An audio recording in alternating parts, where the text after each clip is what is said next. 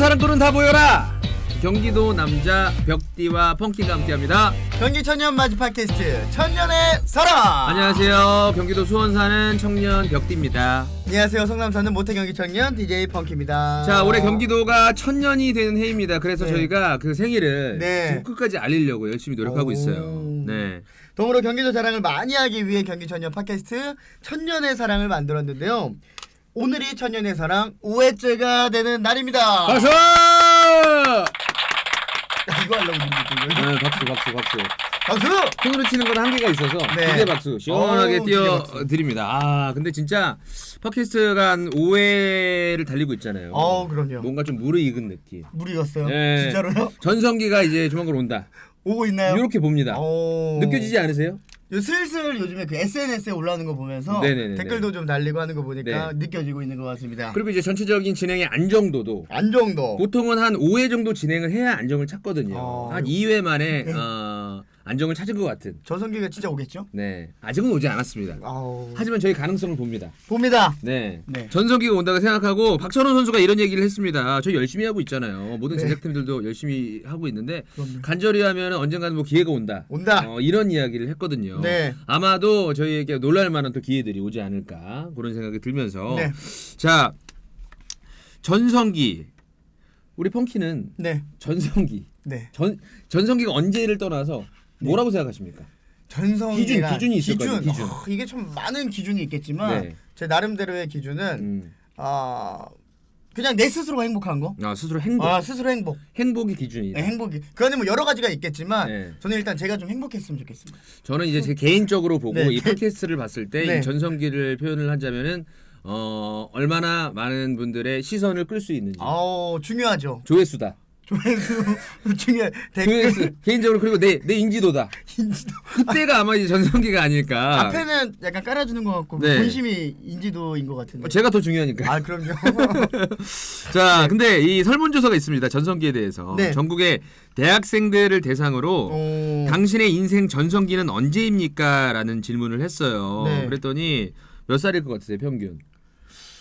대학생이니까 네. 뭐 더 어렸을 때일 수도 있고 아니면 앞으로를 좀 볼 수도 있겠죠. 그러니까 뭐 언제가 좋았어 이렇게 네. 질문을 느끼실 수도 있겠어요. 근데 평균적으로 대학생들에게 전성기가 언제냐고 물었더니 네. 28.96세 거의 한 29살 정도가 나왔습니다. 네. 이거 그때가요? 좀 어떻게 생각하세요? 제가 지금 이제 올해 29살이거든요. 네. 근데 전혀 공감이 안 돼갖고. 아니 그 나이대가 돼서 그런 거 그 나이대가 돼서 네. 이제 좀 올 거라고 생각이 들기도 하는 것 같은데. 그러니까 저는 이제 전성기가 네. 이 아직 오지 않았다라는 뭔가 좀 희망에 찬 그런 것 때문에 네. 대학생 하면은 보통 이제 뭐 20대 뭐 초중반 이 정도 되지 않습니까? 그래서 앞으로 나의 앞날은 좀 밝지 않을까 이렇게 이야기하는 게 아닌가 그런 생각이 좀 듭니다. 이 전성기에 대한 또 명쾌한 답을 내려주실 두 분을 또 게스트로 모셔봤죠. 그래요? 그래요. 오늘 맞죠? 저희끼리 또 하는 게 아니었어요? 아닙니다. 특별한 두 분을. 아니 저희끼리도 충분히 가능할 것 같은데 전성기 얘기 아닙니까? 알겠습니다. 두 분께서 저희와 이제 함께 해주시기 때문에 아마 오늘 학식과 교양을 갖추신 분들이라서 네. 저희가 사실 좀 없잖아요. 없긴요. 이분들 모셔야 돼. 아니 인정할 건 인정해. 알겠습니다. 모실 건 모셔야 됩니다. 네. 그래서 명쾌한 답이 좀 나올 것 같습니다. 네. 자, 그러면 오늘의 게스트 두 분을 소개합니다. 아마 경기 천년판 알쓸 신잡이 될 것 같습니다. 두 분 나와 주세요. 자, 두 분 모셨습니다. 박수! 제가 이제 또 이제 멀티미디어 시대 아니겠습니까? 기계 박수 또. 기계 박수 좀 쳐드리면서 두 분 환영합니다. 안녕하세요. 저는 안녕하십니까? 수원 사는 청년 벽디라고 합니다. 성남 사는 경기 청년 DJ 펑키입니다. 네, 두 분 너무나 반갑고요. 네. 두 분 이제 셀프 소개를 네, 셀프 소개. 직접 한번 들어보도록 하겠습니다. 센터장님부터. 보니까 어디 사는지 말해야 되는 것 같은데 저도 수원 살고요. 잠시만 이 마이크를 너무 이제 가까이 대고 의식하시는 것 같은데 예, 요즘에 그 기술이 많이 좋아졌어요. 그래요? 여기서 그냥 말씀하시면 됩니다. 네, 초짜라서 죄송합니다. 네, 편하게 이야기하시면 돼요. 네. 저는 경기문화재단 경기학연구센터에 근무하고 있는 이지훈이라고 합니다. 반갑습니다. 반갑습니다. 예. 경기학연구센터. 네, 그렇습니다. 경기도 내 이제 또 이제 많은 센터가 있는데 네. 경기학 연구센터는 네, 어떤 저희가 곳인가요? 최고의 센터라고 할 수 있는데요. 네네네. 경기도의 역사와 문화 음. 그리고 그것을 도민들에게 널리 알리는 일을 담당하고 있습니다. 경기도의 역사와 문화를 알리는 경기학 연구센터에서 센터장. 그러면은 센터장님이면 네. 이거네요. 그렇지만 뭐 그렇게 높지는 머리 한번 머리 한번 해주세요. 센터장님. 우리 또 기자님 인사하셔야죠. 그러니까 순서대로. 순서대로. 네. 네, 알겠습니다. 제가 네. 이어서 우리 기자님 인사 부탁드리겠습니다. 네, 센터장님 뒤에 이어서 인사를 드리려니까 너무 비루해서 에이. 제가 두 분하고 인연이 좀 있는 것 같은데 저는 성남에서 유년 시절 보내고 수원에서 경기도 일간지에서 15년 동안 취재기자 생활을 했고요. 지금은 프리랜서로 경기도의 이것저것들을 기록하고 있습니다. 류 기자님. 그럼 류 기자님이랑 사실 저희가 이제 인적으로 좀 더 연관이 있네요. 예. 센터장님은 네. 저희가 이제 뭐 앞으로 일적으로 그리고 이제 그 류 기자님 같은 경우는 저희 사적으로 네. 이런 식으로 커뮤니케이션하면 되지 않을까 네. 그런 생각이 듭니다. 류 기자님 그러면은 성남과 수원에서 같이 다 활동을 하셨던 거예요? 네. 조금 더 애착이 가는 곳은 좀 어디입니까? 되게 어려운 질문이네요. 괜찮습니다. 네. 성남에서 많이 살았긴 하지만 어쨌든 수원에서 기자 생활을 하면서 너무 네. 많은 사건들과 많은 분들을 뵙기 때문에 기억에 남는 건 역시 수원인 것 같아요. 네, 알겠습니다. 저한테도 좀 물어봐 주십시오. 잠깐만요. 이거는 기자님을 위한 질문입니다. 센터장님 잠깐 좀 빠져 계세요.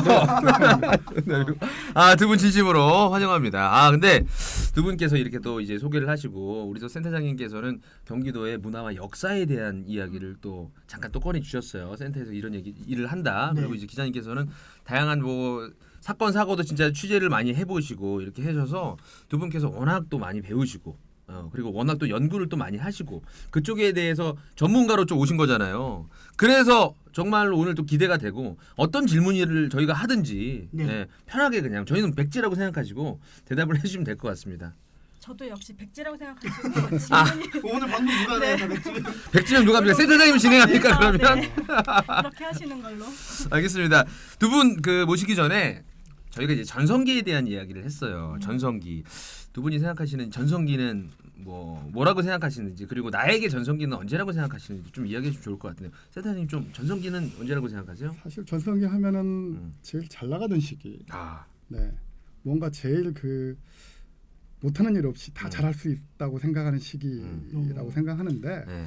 사람마다 조금 차이가 좀 있을 것 같아요. 어떤 사람들은 뭐 운동하는 사람들은 네. 뭐 20살에 전성기가 올 수도 있고 근데 저 같은 경우는 아무래도 이렇게 앉아서 책 보는 일을 많이 하다 보니 네. 이런 것들이 좀 쌓이는 시기가 전성기가 되는 것 같아요. 그동안 그 배움들이 네. 나의 내공으로 쌓이는 시기가 네, 나에게 그럼요. 가장 전성기다. 보통 사람들이 이제 네. 과거를 조금 그리면서 내가 몇 살만 젊었으면 이렇게 말하지 않습니까? 그렇죠. 근데 저는 그렇게 생각하지 않고 지금이 바로 제 전성기가 아닐까 그런 생각을 해봤습니다. 잘 축적돼서 내공이 쌓이는 시기가 네. 전성기다. 이어서 또 이제 기자님 또 전성기 네. 들어봐야겠죠? 질문이 계속 어려워서 네.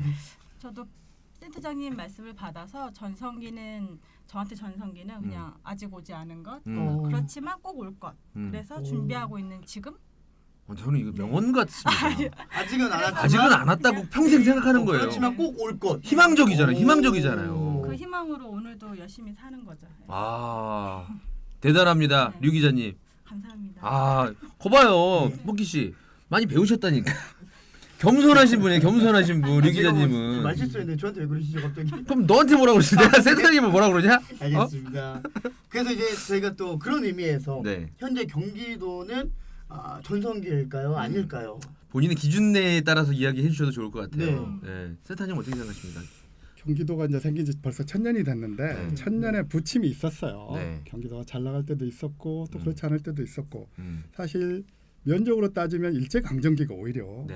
경기도가 서울을 포함하고 있었기 때문에 아, 면적은 최전성기였을 면적 거라고 생각이 기준으로 드는데 하면 서울도 경기도였으니까요. 그래서 경기도청도 서울에 있었고 근데 사실은 그 이후에 경기도가 현대사에서 서울의 주변부에 위치하면서 뭐랄까요? 서울보다는 조금 못 미치는 위치가 되었어요. 물론 지방에서 봤을 때는 수도권의 일원으로서 경기도가 뭐 서울과 대등한 관계, 그리고 인구도 많고 그렇기 때문에 좀 그랬는데, 근데 최근에 경기도가 굉장히 좋은 조짐이 있습니다. 어떤 거죠? 네, 특히 지방 시대가 이제 되면서 중앙과 대비되는 지방의 힘이 이제 본격화되는 세계적으로 이제 지방화 시대가 시작되거든요. 네네네. 그때 이제 경기도가 이 많은 인구와 또 많은 자원을 가지고 새 출발할 수 있는 그런 시기가 된 것 같고요.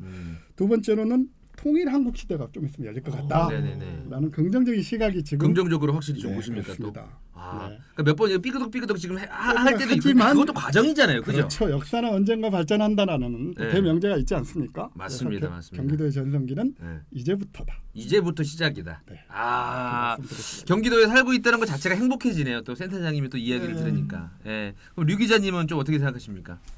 네, 저는 약간 이제 부정적인 입장인데 네. 말씀하신 것처럼 워낙 서울의 주변부에 있다 보니까 네. 살고 계시는 도민분들이 어쨌든 서울로 진출을 하고 싶어 하시거나 일을 찾아가시고 싶거나 학교를 가고 싶거나 하는 어떤 이상을 갖고 계신 것 같아요. 그런 속에서 삶에 대한 만족도가 과연 경기도민이어서 정말 행복하다라고 느끼시는 분이 얼마나 계실까 하는 좀 생각이 들고요. 뭐 예를 들어서 국토교통부가 지난해 발표했던 대중교통 현황 조사가 있어요. 아주 단편적인 예지만 그 조사에서 전국 그 7점 만점의 전국 평균이 4.83 네. 이랬던 걸로 기억하는데 기억입니다. 전국 평균이 4점 몇? 83. 4.83? 네, 그랬는데 수도권 중에서 경기도는 그거에 못 미쳤어요. 만족도가 떨어졌다는 거죠. 근데 사실 대중교통이라는 거는 굉장히 네. 실생활에서 이용하는 네. 것들이잖아요. 맞아요. 근데 그거에 대한 만족도가 좀 전국 평균에도 못 미친다라는 것은 경기도민들이 일상생활을 하고 계실 때 네. 과연 얼마나 경기도민으로서 자랑스럽고 여기서 계속 살고 싶고 하는 마음이 있을까 하는 네. 생각이 좀 들고요. 네. 그래서 아직까지 경기도의 전성기는 오지 않았고 뭐 이제부터 이제 시작이다라고 말씀하셨는데 뭐 시작을 할 때 네. 이왕이면 그 기준이 네. 경기도민의 행복 지수, 그러니까 만족도에 좀 두고서 뭐 아파트를 높이거나 뭐 이런 것들에 뭐 경제 대기업을 끌어온다거나 이런 것에 맞추지 않고 네. 조금 살고 싶은 동네를 만드는데 집중하는 게 그 전성기를 빨리 오게 하는데 그 힘이 되지 않을까 하는 생각을 합니다. 그래도 또 두 분의 공통점은 앞으로 전성기가 이제 오고 지금도 전성기지만 또 앞으로 또 계속 다가온다라는 또 이야기잖아요. 네. 이렇게 희망적인 긍정적인 게 어디 있겠습니까? 근데 솔직히 뭐 나오셔서 앞으로의 전성기는 끝났습니다. 이렇게 이야기하기는 좀 그러니까. 네, 네. 펑키 씨는 전성기 경기도 전성기라고 생각하십니까? 경기도 갑자기요? 네. 저는 경기도가 지금 우리 두 분이 말씀해 주신 것처럼 네. 저도 이제 경기도의 삶을 저도 느끼는 건 뭐냐면 성남시가 정말 많이 좋아지고 있거든요. 제가 어렸을 때보다 지금 더 많이 발전이 되고 있고 그리고 경기도 내 어디를 가더라도 뭐 요즘에는 뭐 그 지역적인 뭐 페스티벌이라든지 축제라든지 볼거리도 많아지고 있고 네. 발전적인 것 같습니다. 전성기가 이제 점차 다가오고 뭔가 있는 좀 것 뜨뜻미지근한데요. 갑자기 생각하니까 힘들었어요. 너 억지로 하는 거지? 아니 아닙니다. 전성기 네. 지금부터 시작입니다. 시작입니다. 여러분 경기도에 계신 분들 희망찬 내일을 기대해 주시기 바라면서 네. 전성기가 있다면 이 반대로 흑역사도 있는 거 아니겠습니까? 예, 인생도 다 그렇잖아요. 정말 좋았던 시절이 있으면 한편으로는 진짜 암울하고 이불킥이라고 많이 하는데 잊고 싶었던 그런 흑역사. 저는 개인적으로 뭐 이제 흑역사 연애에 대해서 생각을 한다면은 9번의 연애를 했습니다. 제가 네. 9명 중에 거의 한 3분의 2는 시집을 갔어요. 네. 나머지 3분의 1은 모릅니다. 뭐 하고 있는지 잘 흑역사 모르겠는데. 굉장히 많으시잖아요. 너무 많죠. 네. 예, 여기서 지금 밝히면은 썸 타고 있는 분이 또 이거 볼 수도 있으니까, 네. 예, 조금 아쉬울 수도 있는데, 그래서 경기도에 첫사랑이나 아니면은 뭐 그 어떤 뭐 사랑이나 이런 것 때문에 좀 홍역을 치는 좀 인물이 있다면 사랑 쪽으로 한번 꺾어보겠습니다. 센터장님, 어려운 질문입니다. 할 수 있으리라 저는 생각이 듭니다. 그 사실은 흑역사라고 네. 첫사랑이 꼭 흑역사는 아닐 수도 있지 않습니까? 그렇네요. 네, 그렇죠. 그래서 오늘 첫사랑 얘기를 수원의 그 여성 인물인 네. 나혜석 우리 선생을 가지고 좀 말씀을 좀 드리고 싶은데 나혜석 선생하면 우리가 보통 서양 화가로 알려져 있지만 네. 사실은 뒤에 많이 붙어요. 작가이기도 하고 시인이기도 하고 네. 여성 운동가이기도 하고 언론인이기도 했습니다. 굉장히 많은 그 어떤 역할을 했던 그런 분인데 여성 운동가로서의 첫사랑을 했던 분이에요. 이분은 어렸을 때부터 집안이 좀 그 부유해서 네. 교육도 좀 받고 여성으로서 네. 또 일본 유학도 갔습니다. 근데 일본 유학 생활에서 어떤 사람을 만나서 사랑에 빠지게 되는데 네. 그분이 최승구라는 이제 당시 그분도 일본 유학생이었어요. 네. 근데 그 유학생은 굉장히 미남이었고 네. 또 여성의 흠모를 한꺼번에 받는 그런 사람이었는데 결혼을 할 수가 없는 맺어질 수가 없는 그런 사람이었다는 거죠. 왜냐하면 그 유부남이었어요. 아하. 네. 근데 이분이 이제 한국에서 이미 결혼을 했지만 부식 결혼을 한 거예요. 집안에서 그냥 강제로 결혼을 시켜가지고 본인은 마음에 들지 않고 네. 그런 상황에서 일본에 와가지고 나혜석을 만난 거죠. 그래서 이 두 사람은 그야말로 어떤 그 예술을 매개로 한 동지적인 연애를 했습니다. 아, 연애를 결국 했습니까? 네, 유명했어요. 일본에서. 야. 그 나혜석이라는 사람이 굉장히 말주변도 좋고 네. 제가 봤을 때는 굉장히 예쁜 얼굴이었어요. 그래서 뭐 일본 예술가도 막 쫓아다니고 네. 굉장히 인기가 많았고 네. 그 남성도 그랬고 그래서 굉장히 유학생 사회에서는 그 인기남. 대단한 인기남. 인기남이었고 인기남, 소문이 인기녀. 대단했었어요. 그러나 양쪽 집안에서 다 반대했고 또 그 최승구라는 분도 유부남이라는 것을 신분을 뛰어넘을 수가 없었고 또 몸이 약했어. 결핵에 아이고. 걸렸어요. 그래서 결국은 뜻을 이루지 못하고 25살의 나이로 죽었어요. 아이고. 엄청 그러면 와, 그랬죠. 너무 어렸네요. 25살. 아 그러면 생각해 보니까 뭐 그거는 그렇고 25 결혼도 하고. 네, 운명을 그렇죠. 달리하고. 옛날 일제 때는 별로 아, 10대 때 저희 결혼했어요. 나이가 굉장히 좀 많은 나이거든요. 그렇죠. 제가 36, 저 친구가 네. 29이거든요. 네, 나혜석이 연애했을 때가 19세. 아. 근데 19세 때 이미 현모양처 왜 현부 양부는 없느냐 네. 강하게 여성의 인권 인권을. 여자이기 전에 음. 사람이다 이걸 주장을 했던 분이고요. 그것을 평생 실천을 했습니다. 연애에서도 이런 부분들이 아주 잘 나타나 있었고 가문에 의한 무슨 결혼이라든지 남자의 어떤 인형으로서의 여성을 철저히 거부했던 분이죠. 그래서 나중에 결혼을 했는데 네. 네 가지 조건을 걸었어요. 그 남편은 네. 당시에 이제 일본에서 법학을 공부하던 분이었는데 네 가지 네. 조건 중에 뭐냐면 하나는 내가 예술을 하는 걸 방해하지 말고 방해하지 마라. 두 번째는 그 결혼한 사람이 이미 상처를 한 그 딸이 있는 사람이었어요. 네. 시어머니와 딸을 내가 만나지 않게 해달라. 당시에는 굉장히 파격적이었죠. 파격적이죠. 아 지금도 네. 파격적이네요. 네, 그다음 세 번째는 평생 나를 사랑해 줄 것. 그 마지막 네 번째는 내 옛날 애인인 최승구라는 사람의 무덤에서 비석을 세워줄 것. 이 네 가지 조건을 요구를 했어요. 이네 번째. 굳이 엄청난 조건이죠. 굳이 나혜석 씨를 사랑해야 됩니까? 그렇게 되면? 그러니까요. 그때 그래가지고 그 결혼했던 사람이 김우영이라는 나중에 네. 일제 강점기 때 일본의 외교관을 했던 분인데 이분에게 세상에 비난이 쏟아진 거예요. 공처가 무슨 애처가 호구 아니냐. 웬만한 사랑을 하지 않으면 그걸 어떻게 그럼에도 합니까? 불구하고 나혜석과 결혼하기 위해서 이 네 가지 조건을 다 받아들였습니다. 네. 아니 그래 사람 어떻게 받아들여야 되는 거지? 그렇죠. 아니 근데 그 스토리까지 또 알고 계신다는 것 자체가 네. 와 본인도 첫사랑이 갑자기 또 이게 스토리를 연구하면서 센터 선생님 갑자기 또 첫사랑이 네, 그것은 그냥 넘어가죠. 그냥 넘어가려고 제가 했습니다. 그러면 그건 넘어가시고 넘어가려고 했어요. 이게 또 이 포인트에서 뜬금포 질문 하나 좀 드려보도록 하겠습니다. 두 분에게. 좋아요. 내가 또 이제 팟캐스트 제목도 천년의 사랑이잖아요. 네. 그래서 두 분이 내려주는 한마디 정의. 나에게 사랑이란. 네, 먼저 우리 센터장님. 사랑의 정의. 네, 한마디로 딱. 로맨티스트신 것 같아요 보니까. 제가 얼마 전에 그 레미제라블이라는 네. 뮤지컬을 보면서 거기에 대사가 멋지게 하나 나왔어요. 그래서 제가 이제 그걸 사랑이 정말 대단한 거라는 그런 느낌을 받았는데 사랑을 한다는 것은 신의 얼굴을 보는 것이다라는 신의 대사가. 얼굴. 근데 그건 너무나 사랑을 좀 너무 높인 거 아니냐. 아홉 신의 번이 얼굴. 차였거든요. 네. 좀 중에 네. 저는 전혀 공감을 그래서- 못 하고 있어서 지금. 네, 그래서 저는 멋있긴 하지만 공감할 수는 없다. 네. 제가 생각하는 그래요. 사랑이라는 것은 상대방의 모든 것을 수용하는 것이 사랑이 아닐까 싶습니다. 좋은 점, 마음에 안 들어도 네. 그런 것까지 다 포함할 수 있는 네. 안아줄 수 있는 게 사랑이 아닐까 그렇게 생각합니다. 우리 기자님 좀 비슷한 것 같아요. 그러니까 신의 얼굴. 아니 신의 얼굴 아니고 네. 그 후 말씀하시니까 네.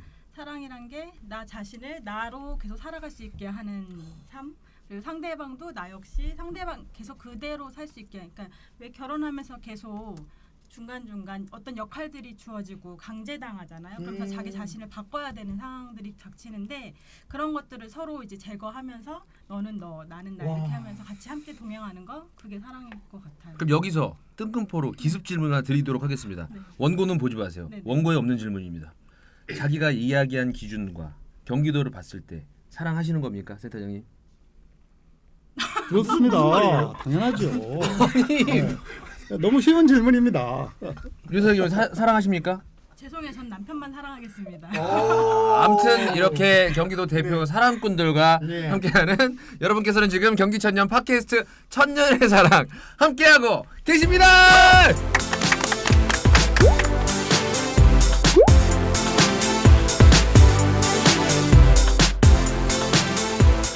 자, 우리 경기천년 팟캐스트 천년의 사랑을 진행을 하면서 이 경기도의 역사와 정말 빼놓을 수 없는 이야기들이 많거든요. 정말 이 경기도가 천년이 되는 동안에 얼마나 많은 풍파를 겪고 지났었겠습니까? 그러고 보면은 우리의 역사를 바꾼 아니면 뭐 세계사를 바꾼 그런 역사들이 경기도 천년의 역사 중에서도 있지 않을까 그런 생각이 듭니다. 좀 이지훈 센터장님께서 이야기 좀 해주시죠. 네, 사실은 많습니다. 네, 경기도에서 있었던 역사적인 사건들, 네, 특히 뭐 우리나라뿐만 아니라 세계적으로 영향을 미치는 사건들도 적지 않았고요. 네, 근데 오늘 말씀드리고 싶은 것은 또 시기적으로 네.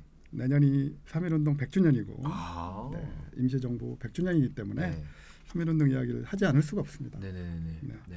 사실 3.1운동은 전국적으로 일어난 만세운동이긴 했지만 경기도에서 유독 열심히 만세를 했습니다.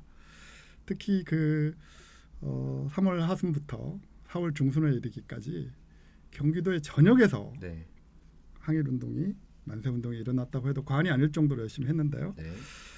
그 이유는 사실은 서울에서는 3월 1일 기점으로 해가지고 반짝 만세운동을 했다면 네. 그 열기가 점점 이제 지방으로 퍼져나갈 때 경기도에서 굉장히 중요한 역할을 해줬습니다. 그래서 경기도가 서울 근처에 있으면서 그런 항일운동에 앞장을 섬으로써 전국적으로 이 만세운동이 벌어지는데 결정적인 역할을 했고요. 실제로도 경기도 안성과 화성에서는 다른 지역과 상당히 비교될 만한 큰 규모의 만세운동이 일어났습니다. 그 안성의 양성면하고 원곡면이라는 곳에서는 4월 1일부터 2일까지 약 2,000명의 만세 시위가 벌어졌는데요. 네. 그때 그 지역의 호수 네. 그러니까 가구 수가 약 네. 1,200호 정도밖에 안 되는 네. 지역인데도 2,000명이 참여했다는 것은 굉장히 한 집에 많은 두 거죠. 명씩 참여를 했다는 이야기예요. 네. 네. 그래서 일본의 그 식민지 탄압기구인 주재소라든지 면사무소를 습격해서 네. 이것들을 완전히 차지하고 이틀 정도 해방구를 만들 정도로 예, 만세운동을 격렬히 진행했던 곳입니다. 그래서 이 안성의 3.1운동은 국내 3대 항쟁지 중에 하나로 꼽힐 정도로 만세운동이 대단히 많이 벌어졌고요. 또 수원군 당시에는 지금은 이제 화성시지만 네. 당시에 수원군의 네. 그 화성 지금의 화성 발안 지역에서 또 만세운동이 크게 일어나가지고요. 3월 31일 날 장날을 기해서 약 1,000여 명이 만세운동을 벌였습니다. 그래서 지금도 화성에서는 그때를 기념하기 위해서 장날에 만세 재연을 하기도 하고요. 또 그때 너무 격렬하게 일어나는 바람에 제암리에서 일제에 의해서 또 그 죄 없는 우리 그쵸. 마을 주민들이 20여 명이 학살되는 사건도 벌어지게 됐는데 음. 그만큼 경기도 지역에서 3.1운동에 많이 사람들이 참여했고 열심히 했다는 것을 보여주는 아니, 저도 그런 그 것이라고 할수 있어요. 엊그저께 네. 저 팔달산을 올라갔어요. 팔달산을 올라가서 한 바퀴 돌았습니다. 서당대부터 쫙 해갖고 갔습니다. 근데 3.1운동 그 기념비인가 그게 있더라고요. 저는 있는지도 몰랐어요. 근데 그걸 보면서 아 수원에서 또 내 고향 수원에서 그 3.1운동의 역사 그게 또 시작이 됐구나. 그게 수원의 역사가 경기도의 역사, 경기도의 역사가 한국사. 이게 바로 세계사로 이어지는구나. 이런 생각을 지금에서야 합니다. 그때는 못했어요. 네. 지금 합니다. 그러면 지금이라도 해서 다행입니다. 그런데 그 벽지가 너무 대본대로 안 가고 네. 원래 이런 거죠? 원래 이런 게 아니, 하는 거죠. 제가 여쭤보겠습니다. 제가 네. 궁금했던 게 있거든요. 네. 그러면 유관순 누나도 수원에서 운동을 펼쳤던 건가요? 유관순 누나는 천안에서 천안. 아우네 장터. 했죠. 어. 그렇죠. 아우네 장터 맞죠? 본인이 알면서 물어본 것 초등교육. 같은데요? 한번 과시하려고?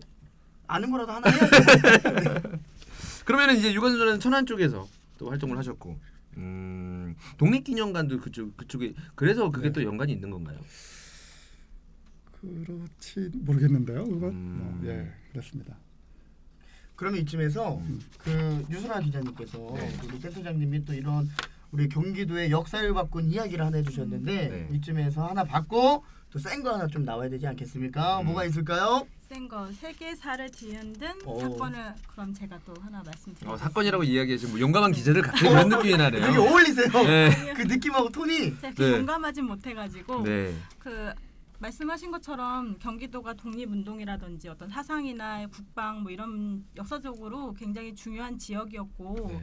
어마어마한 일들이 벌어지고 대표적인 인물들이 굉장히 많이 탄생을 했잖아요. 네. 근데 사실 이제 이 세계사를 뒤흔들었다 하는 사건 중에 하나가 그 경기도 연천 전국 선사 유적지가 있습니다. 네.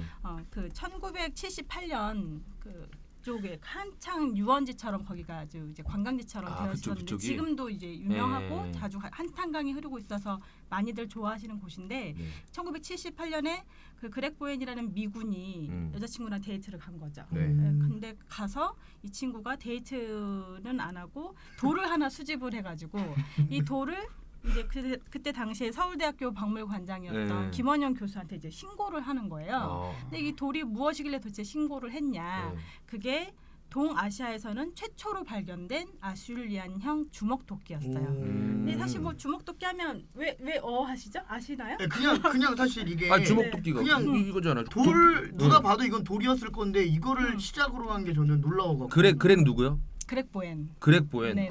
그분이 또 이제 볼 줄 아는 분인가 보네. 네 맞아요. 그냥 미군이 아니라 네. 그분은 이제 고고학을 전공하던 학생이었고 그래서. 당시 주한 미군이었는데 그 친구가 신고를 했던 그 주먹 도끼가 왜 네. 그렇게 의미가 있고 지금 저희가 세계사를 바꿨냐 돌 하나가 네. 사실 그 이전까지만 해도 이 동아시아에는 그때 당시에 하버드 유명한 이제 모비우스 교수가 네. 이 동아시아 쪽에는 그런 주먹도끼가 없다. 근데 없다. 이 주먹도끼가 왜 없다라는 말을 주장을 하냐 하면 주먹도끼는 양날의 칼처럼 이렇게 네. 가공을 해서 네. 그러니까 이게 지능이 있다라는 거죠. 고대 인류가 구석기 시대 인류가 지능이 있어서 돌을 가공을 해서 그냥 깨트려서 쓴 게 아니라 네. 가공을 손잡이도 만들고 그래서 동물의 가죽을 벗기고 나무도 다듬고 이런 도구로서의 사용을 했다는 거예요. 그러니까 아마 구석기 시대로 보면 대단한 히트 상품인 거죠. 맥가이버 칼처럼. 그랬던 것이 동아시아에는 없다라는 주장을 하니까 이 서양 학자들이 그 주장을 받아들여서 그러면 동양하고 서양하고 지능이 역시 달라. 태초부터 인류가 우린 달랐어라고 얘기를 한 거예요. 그게 없었다고 하니까 동아시아에는. 그런데 이게 갑자기 동아시아에서 한반도에서 전국에서 발견이 된 거죠. 이 유적지에서. 그래서 이게 세계 인류사에서 갑자기 이제 대변화가 이루어진 거예요. 동아시아에서도 이런 지능을 갖춘 구석기인이 살고 있었고 그거를 이제 뒷받침하는 이제 조사가 계속 이루어졌죠. 그렇게 함으로써 세계적인 뭐 저명한 고고학자들이 전국리 유적지를 찾아서 그 연구에 함께 관심을 갖고 지금까지 경기문화재단 경기도가 함께 그걸 기념한 전국 선사 박물관까지 건립하게 된 겁니다. 그럼 그 미군 그 그렉이 그날 데이트를 하지 않았으면 그러게요. 이게 역사가 지금 달라질 수도 있겠네요. 네, 참 왜냐면 관심을 안 가졌을 거 아니에요. 네, 맞아요. 발견이 됐다고 하니까 그때부터 관심이 가지면서 막 다 알아보는 거고. 아마 제가 이건 정확하진 않은데 네네. 최근 몇 년 전에 그 유족이 그 아내 되시는 분이 아마 그 여기를 방문했던 걸로 알고 있어요. 그래서 그때 당시에 썼던 뭐 가방이라든지 이런 것들을 또 기증을 하고 갔던 걸로 기억이 나거든요. 그분이 그 데이트를 할 때 만났던 그 분이에요. 여자는 아니시죠? 그분은 아닌가? 제가 거기까지는 남의 사생활에는 네. 별로 관심을 두지 제가 않아서 그건 좀 아는데. 그래요? 오, 사생활 전문. 네, 데이트했던 사생활 한국인과 전문이 네. 아니요. 네, 뭡니까? 맞나요? 결혼했습니다. 그래요? 네. 같이 그 데이트하다가 찾았던 네, 그분이. 네, 야. 네, 상미 보현이라는 아, 분인데 결국 미국까지 같이 가서 결혼 생활 했죠. 아 한국인이구나. 또. 네, 한국인입니다. 예. 그래서 사실은 2005년대쯤에 그렉 보웬이 구석기 축제 직접 오신 적이 있어요. 아 역시 그 이후에 이제 돌아가셨죠. 그래서 그 이후에 이제 방금 말씀하신 대로 유족이 삶과 죽음까지 항상 기억하시네요. 네. 그런 거 재밌지 않습니까? 네, 한국인과 결혼했는지 안 했는지 이거 네. 관심 가가지고 저는 찾아봤죠. 아니 방금 또 축제 이야기 하셨잖아요. 네, 방금 축제 이야기 하셨는데 그 옛날에 그 아마 우리 펑키 씨가 네. 전국리 구석기 축제 그거 또 진행도 가지 않았어요? 제가 이거 그래서 왜 이야기를 들으면서 이게 상상을 했냐면 저는 실제로 제가 그걸 진행을 했거든요. 네. 그 원시인 복장 입으시고 네. 이거 만드는 거, 네. 이거 돌 주먹 만드는 거를 직접 시연해 주시고 참가자분들이 만드는 거 제가 또 진행을 했거든요. 그래서 또 전국리 축제 그 막 돌아다니면서 신기한 것들을 많이 봤는데 그거를 또 제가 생생하게 이야기를 들으니까 네. 오 소름 돋았어요. 좋은 일 하셨네요. 그런 축제를 또 만드는 것 자체가 이게 가치가 없다면 만들지 않을 거 아니에요. 가치가 그렇죠. 있기 때문에 네. 만들지 않았나. 뭐 발견됨으로써 구석기 시대 상이라든지 이제 그걸 입증하는 거니까 네. 그 지능이 있었던 구석기인들의 생활상이라든지 이런 것들이 꾸준히 이제 조사가 되고 있는 거죠. 그래서 이제 두 분이 이야기를 해주셨는데 네. 벽디는 두 분의 이야기 중에 어떤 게 더? 저는 무조건 센터장님이죠. 센터장님이요? 네. 수원이 나왔잖아요. 네. 제 고향 수원, 내 사랑 수원. 수원의 아들로서 다시 한번 류준열을 한번 꺾겠습니다. 가능하시겠어요? 아니 그리고 정말로 놀란 게 최근에 그 봤던 그 팔달산에 지금 올라갔는데 거기에 있는지도 몰랐어요. 근데 그걸 딱 보면서 수원이랑 이게 좀 관련이 있나? 근데 그 이야기를 또 딱 해주시니까 제 마음에 딱 와닿아서 저는 별 5개 드립니다. 별 5개. 네, 펑키 씨는? 저는 주먹도끼. 왜냐면 제가 여기도 제가 직접 겪은 곳이기 때문에. 행사를 가서 그렇죠. 그럼 또 불러주세요. 직접 제가 겪었기 때문에 네. 주먹도끼에 또 한 표를 걸도록 하겠습니다. 좀 어떻게 생각하십니까? 저희가 뭐 평가를 내리는 건 아니고 네.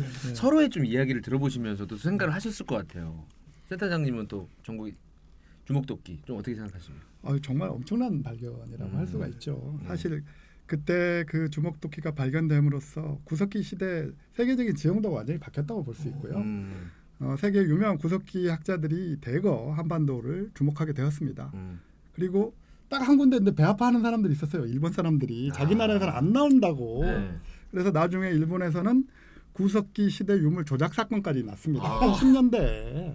그거를 또 조작을 해서. 제가 봤을 때는 70년대 말에 한국에서 구석기 유적이 나와가지고 80년대 아마추어 이제 구석기 학자가 일본에서 구석기 유물을 계속 발견을 했어요. 혼자만.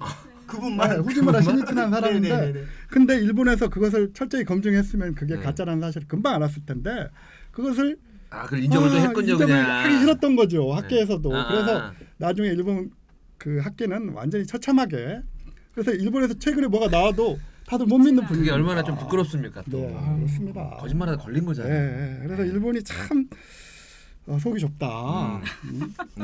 그런 생각을 또 이번에 주먹도끼 하면서 또 다시 느끼게 되었습니다. 다시 한번 느끼고. 네. 감정이 좀 아직 좀 많이 남아 있으신가 봐요. 저 3.1 운동을 또 준비해야 되니까 네. 그 감정을 유지하지 않으면 또 안 되지 않습니까? 그럼 그 지금 텐션을 지금 계속 유지하고 네, 몰입 그렇습니다. 상태죠. 몰입 그렇습니다. 상태죠. 함부로 네. 지금 방송을 할 때 뭐 네. 일본어나 네, 1년 이런 동안 거 유지해야 되니까 굉장히 좀 쉽지 않습니다. 맞습니다. 절대 저희가 뭐 갑자기 이렇게 하거나 저희가 이제 방송통신위원회 심의 규정을 지키는 방송은 아니지만 저희가 철저히 뭐 일본어를 쓴다든가 아니면 그런 걸 철저히 저는 사실만 말하고 있기 때문에 저는 크게 문제가 될 건 없다고 생각합니다. 알겠습니다. 아무튼 저희가 이따가 방송 심하게 하고 제가 알겠습니다. 자, 그러면은 우리 류 기자님은 저는 좀 인상적이었던 네. 게 100주년이라는 거를 모르고 있다가 이번에 듣게 돼서 알게 돼서 너무 이제 의미 있는 것 같고요. 네. 그리고 사실 3.1 운동 그 우리나라 민족들이 정말 대단하잖아요. 그 의지를 갖고 있다라는 것도 그게 꾸준히 이어져서 지금의 이제 뭐 기적들을 다 이루고 사는 거고. 그래서 아까 초에 말씀드렸던 것처럼 경기도의 전성기가 올 것 같네요. 네.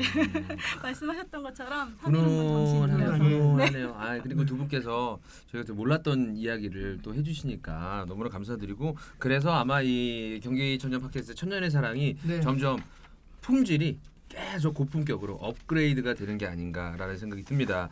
자, 5회 2부에서도요 이 두 분과 함께 이야기할 예정이니까요. 경기 청년 팟캐스트 우리 여러분께서 조금만 더 집중을 해주시고요. 네. 경기 천년 팟캐스트 어디서 들을 수가 있죠? 네, 경기문화재단의 경기천년 팟캐스트 천년의 사랑은 팟캐스트 팟빵, 네이버 TV, 카카오 TV 그리고 유튜브에서 경기천년 천년의 사랑으로 검색하시면 시청하거나 정치하실 수 있습니다. 네, 경기도 사랑꾼과 함께하는 천년의 사랑.